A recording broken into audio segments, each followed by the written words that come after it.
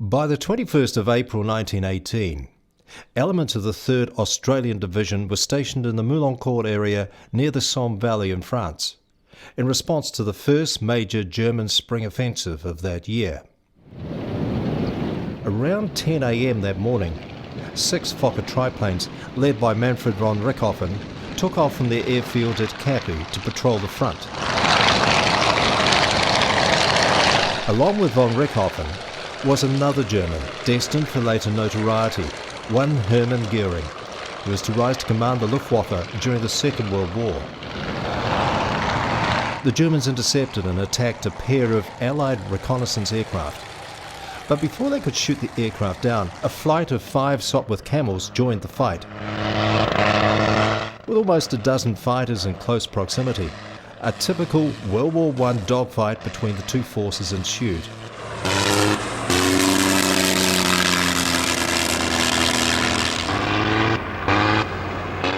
During the dogfight, von Richthofen identified an inexperienced Canadian pilot, Second Lieutenant Wilfred May, and chased his camel, but surprisingly didn't seem to be able to make May his 81st victim. Eyewitnesses suggest that the Baron's guns may have jammed, preventing him from shooting the Canadian down. Captain Roy Brown, an old friend of May's, and a very experienced camel pilot and ace, saw the chase and made to intercept von Richthofen, so as to drive him away from May's aircraft. By this time, May, with von Richthofen in pursuit, and Brown in the rear, now firing at the triplane, was flying low over the Australian lines near Mouloncourt Ridge. As was common when the aircraft came in range, a great number of Australian troops opened fire on the German aircraft with rifle and anti-aircraft machine gun fire.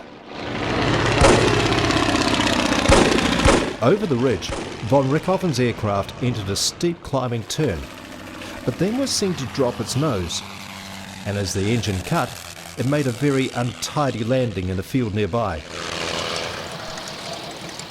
Bouncing heavily, the aircraft's undercarriage collapsed, but otherwise it came to a halt relatively intact.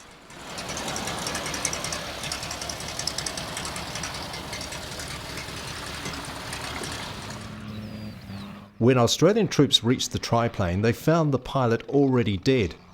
But surprisingly, the ignition and fuel cock in the aircraft had been turned off. It seems that von Richthofen survived a single bullet wound, sufficiently long enough to go through the simple emergency landing drills of turning off the fuel and switches before he actually died. Within hours of the crash, the distinctive red triplane had been all but stripped bare by souvenir hunters. The British arranged for a full military funeral for the German ace, and he was buried near Amiens on April 22nd, with 6 RAF officers as pallbearers and an Australian honour guard firing a salute.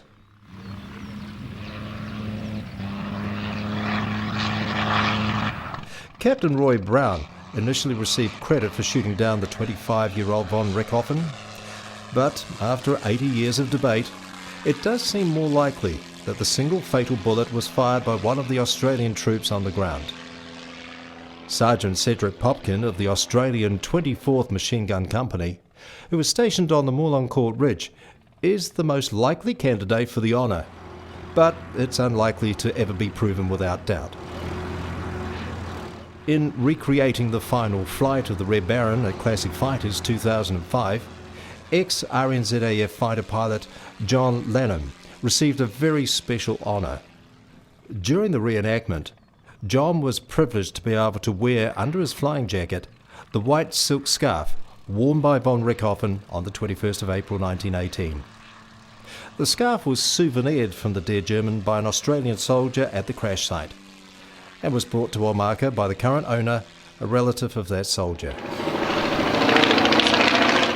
In 2.5 years of flying service, Baron Manfred von Richthofen, the Red Baron, was credited with bringing down 80 Allied aircraft.